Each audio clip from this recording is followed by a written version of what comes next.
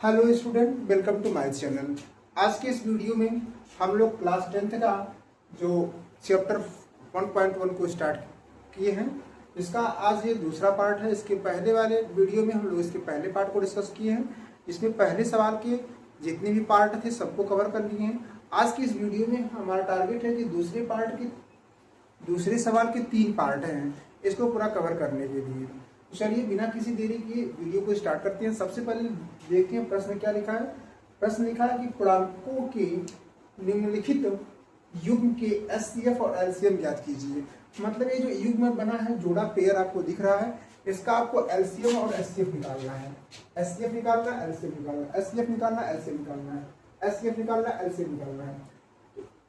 याद कीजिए तथा इसकी जांच कीजिए। जांच कैसे करना है, फार्मूला में रखना है। दो संख्याओं का गुणनफल, दो संख्या मतलब इनका गुणा करने पर क्या इसका एचसीएफ और एलसीएम जो प्राप्त होगा उसका गुणा दोनों बराबर, ये भी जांच करना है। तो चलिए बिना किसी देरी किए इस प्रश्न को स्टार्ट करते हैं। हम लोग पहले प्रश्न से देखते हैं। पहला प्रश्न है कि 26 और 91। सबसे पहले हम 26 का एलसीएम निकालेंगे। तो 26 2 के पहाड़ा में आएगा 13 बार में, और 13 के ही पहाड़ा में कटेगा 1 बार में। ये हो गया 26 का गुणनखंड। अब 91 का गुणनखंड कर लेते हैं। 91 गुणनखंड करेंगे तो 2 से कटेगा नहीं, 3 से भी नहीं कटेगा, 7 से कटेगा। 7 से काटेंगे तो 7 एक 7, 7 3 का 21, फिर 13 से काटेंगे 13 एक 13। यहाँ पे आप देख पा रहे हो कि 26 का जो गुणनखंड है वह 2 गुणे 13, और जो 91 का गुणनखंड है वह है 7 गुणे 13। इस प्रकार से देख पा रहे हो कि इसका एचसीएफ अगर बात करें तो एचसीएफ का मतलब जो दोनों में हो, दोनों में 13 है तो एचसीएफ इसका 13 हो जाएगा। अगर हम एलसीएम की बात करें, एलसीएम की बात करें तो एलसीएम मतलब जो दोनों में उसको एक बार लेंगे और जो नहीं है उसको भी लिखेंगे। तो 2 और 7 लिख लेंगे, क्योंकि एक एक बार 13 दोनों में है तो इसको एक बार लिखेंगे, और इन सबका आपस में मल्टीप्लाई कर देंगे। तो देख पा रहे हो सबका आपस में मल्टीप्लाई करेंगे तो 7 गुना 14 और 13 का गुणा करेंगे। 14 तिया 42 और 14 4 18, 182 हो जाएगा। तो आप देख पा रहे हो इस प्रश्न का एचसीएफ 13 और एलसीएम हो गया आपका 182। अब मुझे इसकी जांच करनी है।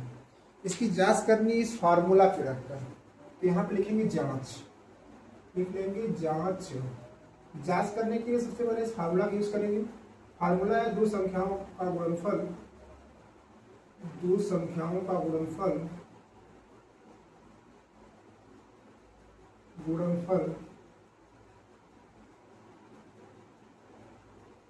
बराबर एचसीएफ गुणे एलसीएम, एचसीएफ गुणे एलसीएम।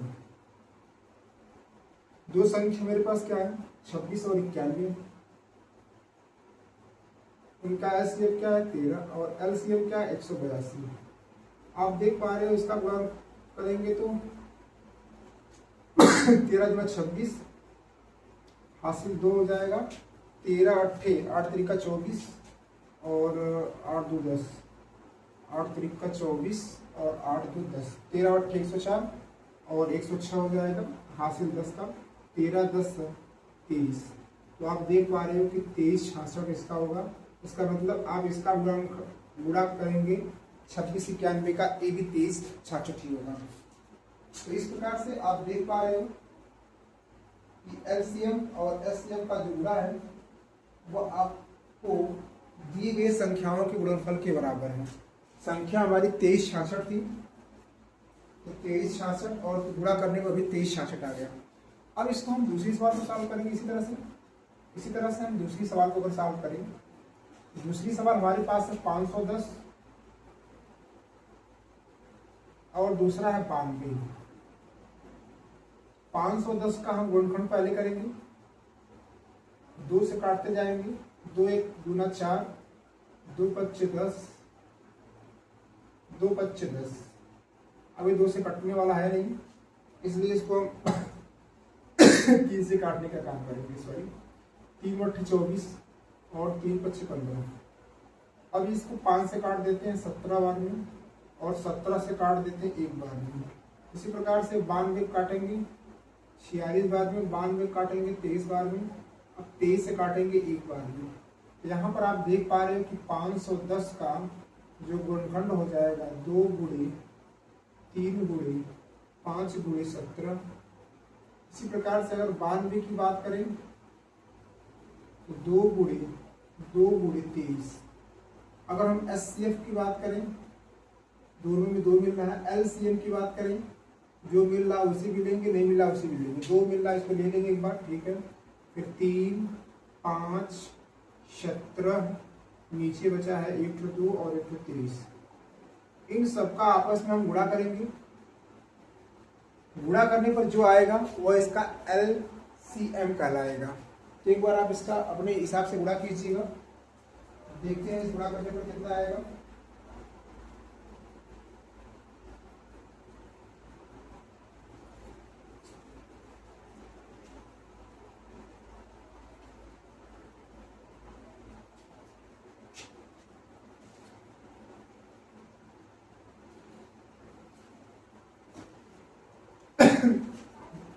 दो तिहाई 6 6 25 30, 30 गुना 60। इसका आपस में गुणा कर लेंगे। सॉरी,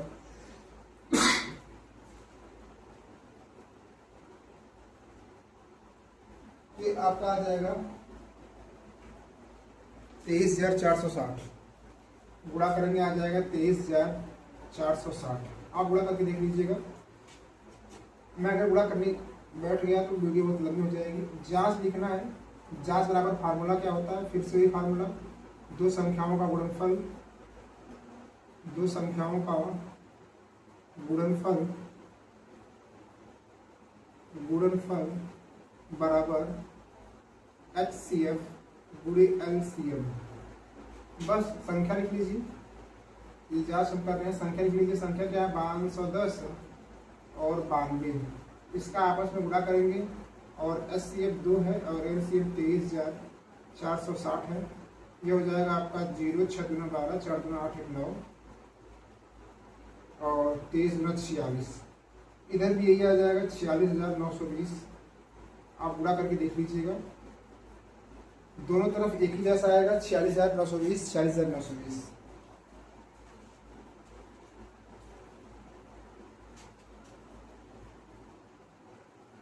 इस प्रकार से आप देख पा रहे हो यहाँ भी दो संख्याओं का गुणनफल जितना है वही उसका SCF और LCM है।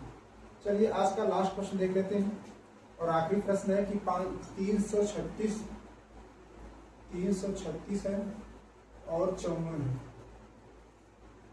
336 2 से काटेंगे, 2 1 2, 2 छक्का 12, 2 8 16, फिर 2 से काटेंगे 8 और 4, फिर 2 से काटेंगे 4 और 2, फिर 2 से काटेंगे 21, फिर 3 से काटेंगे 7, 7 से काटेंगे 1। इसी प्रकार से यहाँ 2 से काटेंगे 27, फिर 3 से काटेंगे 9, 3 से काटेंगे 3, 3 से काटेंगे 1। और 336 को अगर हम लिखना चाहेंगे तो लिख पाएंगे 2 गुणे 2, 4 बार 2 है, गुणे 3 गुणे 7। अगर हम 54 को लिखना चाहेंगे तो लिख सकते हैं 2 गुणे 3 गुणे 3। इस प्रकार से देख पा रहे 336 और 54 का जो गुणनखंड है वह आपको लिख दिया गया है। अब चलिए इसके SCF और LCM को देख लेते हैं।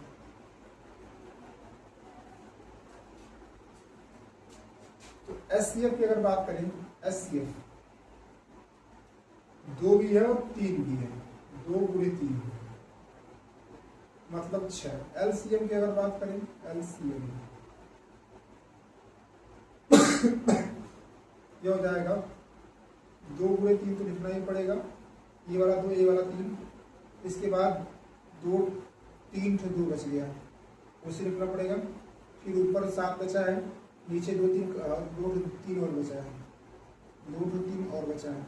इन सबका आपस में गुणा करेंगे, ये 30,028 के लगभग होगा। एक बार आप गुणा करके देख लीजिएगा। मैं यहाँ पर गुणा नहीं करूँगा, सॉरी 3028 नहीं 3024 है, 3024 है। तो 3024 इसका LCM हो गया और SCF हो गया 6।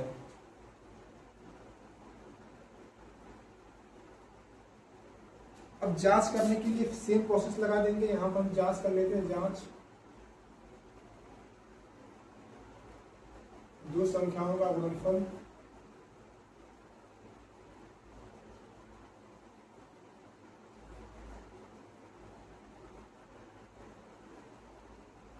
बराबर एचसीएफ गुणे एलसीएम। ये है 336 गुणे 54 बराबर 6 गुणे 3024। इसका गुणा करेंगे क्या हो जाएगा, 6 चौका 24, 6 दूना 12 भी 14 और 6 त्रिक 18, 18,144। इसका मतलब संख्याओं का गुणनफल भी होगा 18,144। तो इस प्रकार से